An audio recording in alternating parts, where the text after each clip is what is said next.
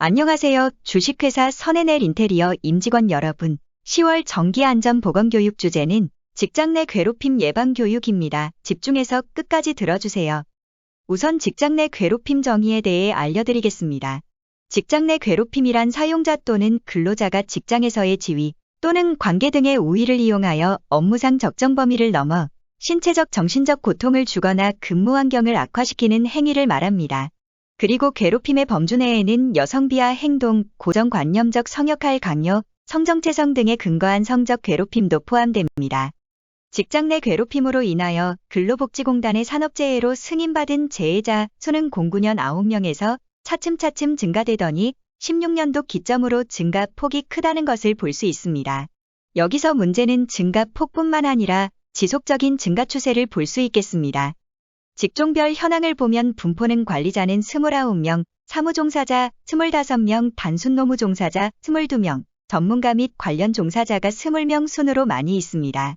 성별 현황을 보면 재해자 중 여성 77명으로 59%를 차지하고 남성은 54명으로 41%를 차지한 것으로 보입니다. 단순 통계로 봤을 시 여성이 직장 내 괴롭힘 재해률이 더 높다는 것을 볼 수 있습니다.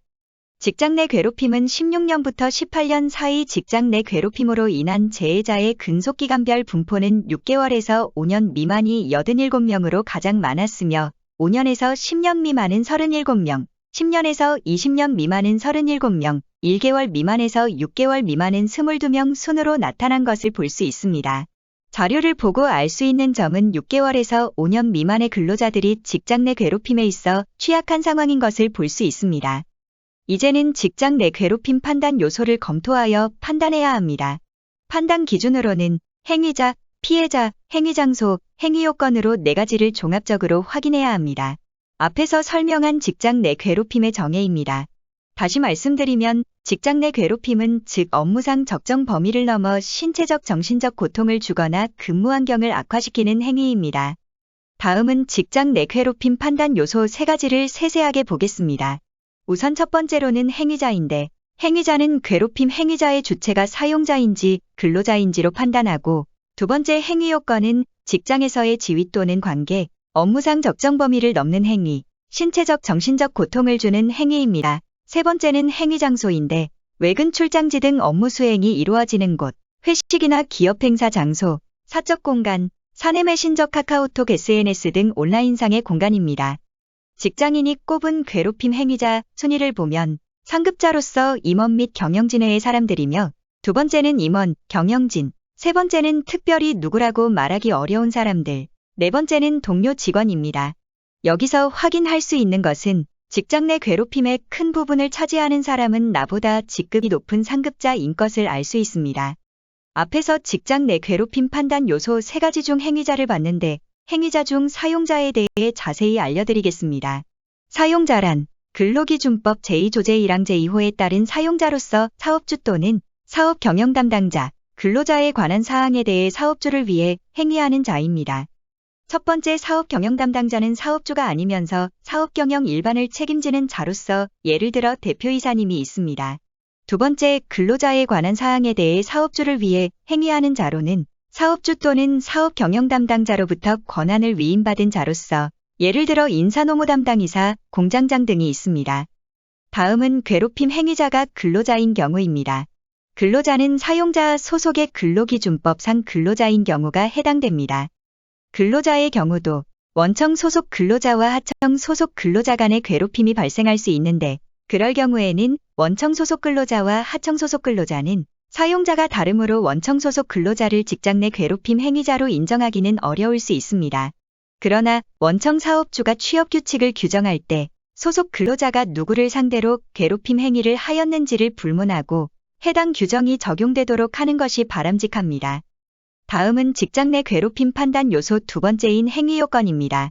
이 행위 요건은 3개 요소를 모두 충족해야 하는데 핵심으로는 지위 또는 관계 등의 우위를 이용하고 업무상 적정 범위를 넘는 행위이며 신체적, 정신적 고통을 주거나 근무 환경을 약화시켰을 경우입니다. 직장에서의 지위 또는 관계 등의 우위를 이용하는 것 중 우위성은 피해자가 괴롭힘 행위에 대해 저항 또는 거절이 어려울 가능성이 높은 관계를 의미하며 지위의 우위는 괴롭힘 해위자가 지위명령 관계에서 상위에 위치한 것이며 관계의 우위는 우위가 있다고 판단되는 모든 관계가 인정된 것이라 볼 수 있습니다. 앞에서 말한 관계의 우위로 볼 수 있는 요소들은 크게 어부 역량, 정규직 여부, 업무의 직장 내 영향력 등을 볼 수 있습니다. 행위 요건 중 두 번째인 업무상 적정 범위를 넘는 행위에 대해 설명드리겠습니다. 직장 내 괴롭힘으로 인정되기 위해서는 행위자의 우위성이 인정되더라도 문제된 행위가 업무 관련성이 있는 상황에서 발생해야 하고, 만일 업무 수행 중이 아니어도 업무 수행에 편승해서 이루어졌거나 업무 수행을 방지하여 발생한 것이라면 업무 관련성으로 인정 가능합니다. 업무상 적정 범위를 넘은 것으로 인정되려면 문제된 행위가 사회통념에서 봤을 때 업무상 필요한 것이 아니었거나 업무상 필요성은 인정돼도 행위 양상이 사회통념상 적절하지 않아야 됩니다. 업무상 적정 범위를 넘은 것으로 인정되는 행위는 대표적으로 폭행 및 협박 행위로서 신체에 직접 폭력을 가하거나 물건에 폭력을 가하는 등 직간접의 물리적 힘을 행사하는 폭행 협박 행위는 사실관계만 확인되면 인정이 가능합니다. 그리고 폭언 욕설의 험담 등 언어적 행위로서 지속, 반복적 폭언 욕설은 인격권을 해치고 정신적 고통을 유발하기에 인정 가능합니다. 그 다음 인정행위는 사적 용무 지시, 집단 따돌림, 업무 수행 과정에서의 의도적 무시 배제, 업무와 무관한 일을 반복적으로 지시하는 행위들 또한 직장 내 괴롭힘 판단 요건에 인정됩니다. 그리고 과도한 업무 부여, 원활한 업무 수행을 방해하는 행위들 또한 인정됩니다. 다음은 행위 요건 중 세 번째인 신체적 정신적 고통을 주거나 근무 환경을 약화시키는 것입니다. 대표적으로 업무 수행을 할 수 없는 환경을 조성한다던가 신체적 정신적으로 고통을 느꼈거나 근무 환경이 예전보다 나빠진 경우에 해당됩니다. 직장 내 괴롭힘 판단 요소 마지막 행위 장소를 보겠습니다. 행위 장소는 외근 출장지 등 업무 수행이 이루어지는 곳, 회식이나 기업 행사 현장, 사적 공간, 사내 메신저, 카카오톡, SNS 등의 괴롭힘 행위 발생 장소로 인정될 수 있는 곳들입니다. 앞에서 언급한 직장 내 괴롭힘 판단 요소를 확인하고 화면에 보이시는 당사자와의 관계, 행위 장소 및 상황, 행위에 대한 피해자의 반응, 행위 내용 및 정도, 행위 기간 등 구체적인 사정을 참작하여 종합적으로 판단하여 직장 내 괴롭힘을 확인합니다. 마지막으로 최종 정리하면 직장 내 괴롭힘으로 인정되려면 이것을 기억하시면 될 것 같습니다. 신체적 정신적 고통이나 근무 환경 악화가 발생할 수 있다는 점이 인정되어야 하며 피해자가 실제로 신체적 정신적 고통을 받았거나 근무 환경이 악화되었다는 결과가 발생하여야 합니다. 이런 점들을 확인하시고 다음 장에서는 직장 내 괴롭힘 관련 영상 시청하도록 하겠습니다.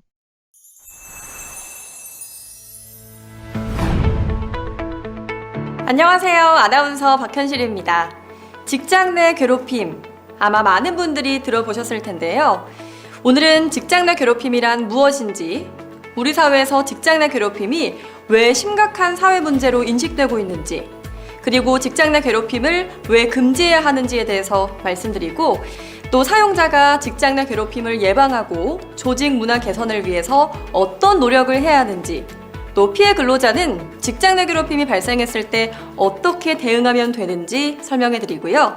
그리고 마지막으로 직장 내 괴롭힘 예방 및 근절을 위한 정부 지원 제도는 어떤 것들이 있는지 자세히 알려드리겠습니다.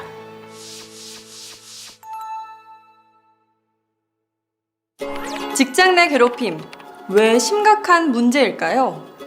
최근 간호계의 태움 문화, 사업주의 폭행 사례, 대기업 오너 일가의 폭언 등을 언론을 통해 접한 적 계실 텐데요. 이런 사회적 이슈로 드러난 문제들뿐만이 아니라 일하는 곳에서 크고 작은 괴롭힘이 계속 발생하고 있습니다. 이런 직장 내 괴롭힘은 피해자의 인격권을 무너뜨리는 건 물론이고 더 이상 방치할 수 없는 사회적 문제입니다. 직장 내 괴롭힘이 사라진다면 사업 경영에도 도움이 될까요? 직장 내 괴롭힘은 기업의 생산성에도 매우 부정적인 영향을 끼치는 것으로 확인되는데요. 반대로 직장 내 괴롭힘을 적극적으로 예방할 경우 기업에는 많은 긍정적 효과를 기대할 수 있습니다. 먼저 직장 내 괴롭힘은 사업 경영상 손실을 가져옵니다. 특히 직장 내 괴롭힘이 발생해 원활하게 해결되지 못하여 법률 분쟁으로 확대되는 경우 예기치 않았던 인력과 재정을 투입하게 됩니다. 또한 직장 내 괴롭힘은 근로자의 이직 및 업무 능력 저하의 요인이 되어서 기업의 생산성을 떨어뜨리게 됩니다. 반대로 사업주가 직장 내 괴롭힘을 적극적으로 예방하여 건전한 조직 문화가 정착된 기업에서의 근로자들은 업무 능력 향상은 물론 이직 감소 등으로 기업의 생산성 향상이라는 긍정적 효과를 기대할 수 있습니다. 선진국이나 일부 국내 기업들은 벌써 자율적으로 직장 내 괴롭힘을 예방하고 조직 문화를 개선해 나가고 있습니다. 우리나라도 기업 차원에서 직장 내 괴롭힘 예방과 근절을 위해 적극적이고 능동적인 의지를 갖는 것이 꼭 필요합니다. 특히 기업의 책임자가 직장 내 괴롭힘 예방을 위해 적극적이고 능동적으로 노력하고 대처할 경우 더 효과적인 예방 조치가 될 수 있습니다.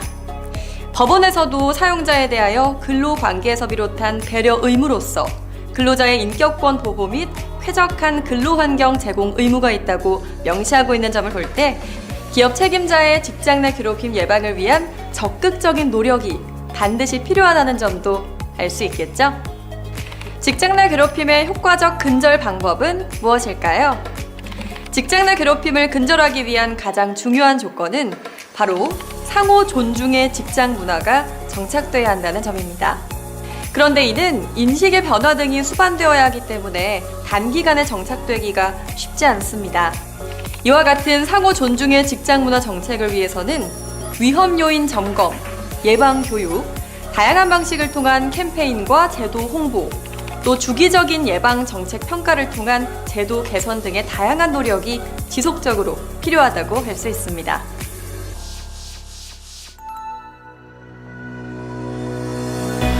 정부는 2019년 1월 근로기준법을 개정해 직장 내 괴롭힘을 법률에 규정하여 금지하였고 2019년 7월 16일부터 직장 내 괴롭힘 금지 제도를 시행하고 있습니다. 법률 제정 당시 직장 내 괴롭힘 금지 제도는 직장 내 괴롭힘을 정의하고 금지하면서 사업장별 상황에 맞게 예방 대응 시스템을 마련해 취업 규칙에 정하도록 하였습니다. 또한 직장 내 괴롭힘 피해를 신고 주장하는 것을 이유로 해고 등 불이익 처우를 한 경우에는 형사처벌 규정을 두었습니다. 다만 기존의 법과 제도는 사업주 등 사용자가 괴롭힘 가해자인 경우에는 사업장 조사 또는 조치 의무가 잘 이행되지 않을 우려가 있었고 또 의무를 이행하지 않더라도 제재하는 규정이 없었죠. 그래서 이런 문제를 해결하기 위해 2021년 10월 직장 내 괴롭힘 금지 제도의 실효성을 높이는 방향으로 근로기준법을 개정하였습니다. 지금부터는 개정된 직장 내 괴롭힘 금지 제도에 대해서 말씀드리겠습니다. 우선 사용자나 사용자의 친족인 근로자가 직장 내 괴롭힘을 한 경우에는 최고 1,000만 원의 과태료를 부과합니다. 여기서 과태료가 부과될 수 있는 친족으로는 사용자의 배우자, 사촌 이내의 혈족과 인척으로 범위를 정하고 있습니다. 또한 사용자에 대한 제재를 신설하여 사업장 내의 조사 및 조치 등 대응 체계가 실효성 있게 작동될 수 있도록 하였습니다. 사용자의 직장 내 괴롭힘 행위의 조사, 피해 근로자 보호, 가해 근로자 징계와 같은 조치 의무를 이행하지 않는 경우에는 최고 500만 원의 과태료가 부과됩니다. 이와 함께 조사 과정에서의 2차 피해를 방지하고 공정한 조사가 될 수 있도록 사용자 의무를 더 강화하였습니다. 당사자에 대한 객관적인 조사는 물론 조사 과정에서 알게 된 비밀을 피해 근로자의 의사에 반하여 다른 사람에게 누설하지 않도록 도하였습니다. 직장 내 괴롭힘이란 사용자 또는 근로자가 직장 내에서의 지위나 관계 등 우위를 이용해 업무상 적정 범위를 넘어 다른 근로자에게 신체적, 정신적 고통을 주거나 근무 환경을 악화시키는 행위를 말합니다. 하나씩 살펴보도록 하겠습니다. 사용자 또는 근로자의 개념은 근로기준법 내용을 따르고 있습니다. 먼저 직장에서의 의미는 무엇일까요? 꼭 물리적으로 사업장 안에서만을 의미하는 것일까요? 그렇지 않습니다. 업무 수행의 범위 내에 있다면 인정 가능합니다. 대표적으로 출장지 등 업무 수행 과정 등의 장소, 회식이나 기업 행사 등의 장소나 공간, 사내 메신저, SNS 등 온라인에서 발생한 경우도 인정 가능할 것입니다.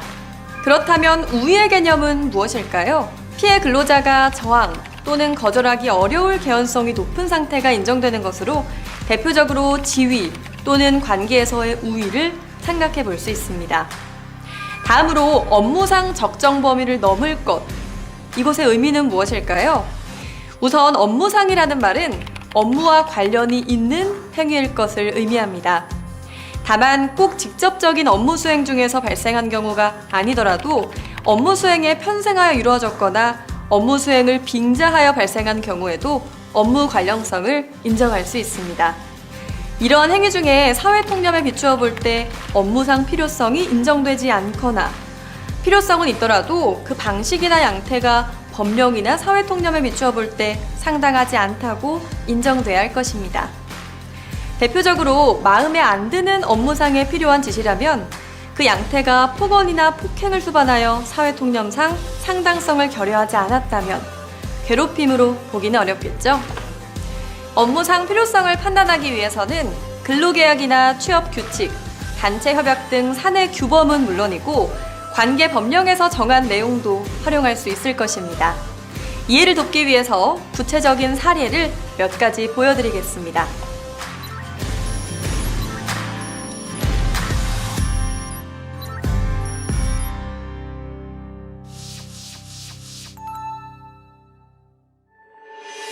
직장 내 괴롭힘 예방은 기업 차원의 노력이 매우 중요하다는 점 이제 잘 알게 되셨을 겁니다. 그렇다면 사용자는 어떻게 직장 내 괴롭힘을 예방하고 직장 내 괴롭힘이 발생하였을 때 피해 근로자 보호와 재발 방지를 위해 무엇을 해야 하는지 살펴보겠습니다. 직장 내 괴롭힘에 대한 사내 규범, 즉 취업 규칙을 마련하는 것입니다. 근로기준법에서는 상시 10인 이상 사업장에서는 취업규칙이라는 것을 마련하도록 규정하고 있습니다. 취업규칙은 기업별 상황에 맞게 작성할 수 있는데요. 직장 내 괴롭힘과 관련해 취업규칙에 반드시 포함되어야 할 내용으로는 직장 내 괴롭힘이란 무엇인지, 어떤 행위가 직장 내 괴롭힘에 해당할 수 있는지, 이와 같은 직장 내 괴롭힘이 발생하였을 경우 신고 절차, 사용자의 조사 의무, 가해자 및 피해 근로자에 대한 조치사항, 피해 근로자 등에 대한 불리한 처우 금지 등 전반적인 처리 절차가 해당합니다. 다시 말해 취업 규칙에는 직장 내 괴롭힘 예방 및 발생 시 조치에 관한 사항이 구체적이고 체계적으로 갖추어져야 합니다. 또한 이와 같은 취업 규칙은 모든 근로자들이 쉽게 열람할 수 있도록 사내에 게시를 해야 하는데요. 물론 기업에서 직장 내 괴롭힘이 발생하지 않아야겠지만 만약 직장 내 괴롭힘이 발생하였다면 사용자는 취업 규칙에 정한 바에 따라 조사와 적절한 조치를 반드시 해야 합니다. 무엇보다 중요한 건 직장 내 괴롭힘이 발생하지 않도록 예방을 하는 것이겠죠. 직장 내 괴롭힘 예방을 위해 사용자의 활동은 어떤 것들이 있는지 살펴보겠습니다. 사업주 등 최고 경영자가 적극적인 의지를 갖고 직장 내 괴롭힘 근절 메시지를 선언하는 것은 효과적인 예방 조치의 첫걸음이라고 할 수 있습니다. 이러한 경영진의 의지를 보여주는 정책 선언문 또는 윤리강령의 선포를 검토해 볼 수 있습니다. 이러한 정책 선언과 함께 사전에 위험 요인에 대한 점검도 필요합니다. 직장 내 괴롭힘 위험 요인 점검은 실태 조사, 조직 문화나 커뮤니케이션, 업무의 명확성, 권한과 책임의 적절성 등에 대해 종합적으로 이루어져야 예방 효과를 거둘 수 있습니다. 다음으로 예방 교육입니다. 예방 교육은 1년 1회 이상 주기적으로 실시할 필요가 있는데요. 교육의 내용은 기존의 성희롱 예방 교육, 산업 안전관리 교육 등 콘텐츠와 함께 확대하여 진행하는 방식 등 기업의 필요에 따라 유연하게 설계할 수 있습니다. 특히 직장 내 괴롭힘 교육에서는 우리 사업장의 신고 제도를 소개하는 것은 물론이고 역지사지가 체감될 수 있는 방향으로 참여도 동반된 교육이 바람직합니다. 사용자와 근로자가 상호를 존중하는 태도가 직장 내 괴롭힘 예방에 무엇보다 효과적입니다. 다음으로 직장 내 괴롭힘 예방과 대응을 위해서는 이를 관리하는 조직 운영과 담당자를 지정 운영하는 게 중요합니다. 직장 내 괴롭힘은 조직 분위기와 문화에 크게 영향을 받고 조직 구조와 인적 특성에도 밀접하게 연계되어 있기 때문에 예방 조치는 장기간에 걸쳐 추진돼야 하고요. 이를 위해 예방과 대응 업무를 담당하는 직원을 두는 게 좋습니다. 이를 중심으로 직장 내 괴롭힘 근절 분위기가 지속 확산되고 상호 존중의 문화로 전환될 수 있을 것입니다. 또 다양한 방식을 통한 사내 캠페인, 제도 홍보를 통해 중요성을 인지하게 하고 평소에 관련 상담 창구나 신고 절차 등에 대해서도 교육하고 홍보한다면 더 효과적인 예방 대응책이 되겠죠?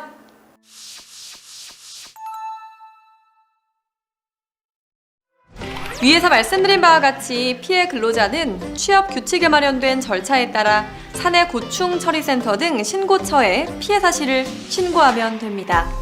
그러면 사용자는 신고 내용에 대해 객관적으로 조사하고 직장 내 괴롭힘 사실이 확인된 때에는 가해자 및 피해 근로자에게 적절한 조치를 취해야 합니다.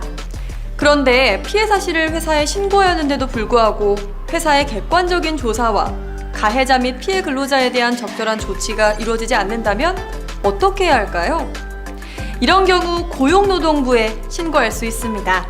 피해자나 근로자, 또 그 밖에 직장 내 괴롭힘 사실을 알고 있는 제3자도 사업주를 상대로 한 진정이나 고발이 가능합니다. 신고 대상 행위는 직장 내 괴롭힘 발생 사실을 포함해 조치 의무 불이행, 신고를 이유로 한 불이익한 처우도 모두 대상이 됩니다. 특히 직장 내 괴롭힘을 사업장에 신고하였는데 해고 등의 불이익한 처우를 당한 경우 해당 사용자는 3년 이하의 징역 또는 3천만 원 이하의 벌금에 처함을 규정하고 있으니까요. 안심하고 신고하셔도 됩니다. 폭행, 상해, 모욕, 명예훼손, 협박, 강요, 성폭행이나 성추행 등 범죄로 정하고 있는 사안에 대해서는 당연히 경찰 등에도 신고할 수 있겠죠. 또 국가인권위원회에 진정하거나 민사소송의 방법도 있으니까요. 상황을 고려해서 가장 효과적인 방법으로 대응하면 좋겠습니다. 고용노동부 홈페이지에 방문하시면 직장 내 괴롭힘 예방교육과 관련된 여러 자료를 볼 수 있는데요. 리플렛, 포스터, 매뉴얼과 같은 교육 자료를 제공해드리고 또 예방교육 동영상 등도 언제든지 찾아볼 수 있습니다. 한국고용노동교육원에서는 예방교육 관련 전문 강사를 통해 각 사업장에 온 오프라인으로 무료 교육을 지원합니다. 또 법률 및 심리상담도 가능합니다. 직장 내 괴롭힘 상담센터를 통해 해당 여부나 대응 방법 등을 전문 상담사를 통해 상담받으실 수 있고요. 근로복지넷이나 EAP에서는 근로자 지원 프로그램을 통해 근로자의 심리 상담도 진행하고 있습니다. 또한 한국산업안전보건공단의 직업 트라우마 센터를 통해 직장 내 괴롭힘을 비롯한 정신적 외상을 겪은 근로자에게 심리 교육, 검사, 상담, 사후 관리 등도 제공하고 있습니다. 사업장이나 근로자 개인이 직접 상담을 신청할 수도 있고요. 해당 지역 한국산업안전보건공단에 신청해서 무료로 상담받으실 수 있으니까요. 필요하신 경우 언제든 이용하시면 좋겠습니다. 직장 내 괴롭힘이 발생하였을 경우 피해 당사자 혼자만의 힘으로는 문제를 해결하기 어렵습니다. 동료와의 상담으로 마음의 짐을 덜어내는 것도 좋지만 직장 내 괴롭힘 금지법에 대해 정확히 알고 상담센터 상담을 통해 피해 사실을 신고하고 근로자의 정당한 권리를 찾아야 합니다.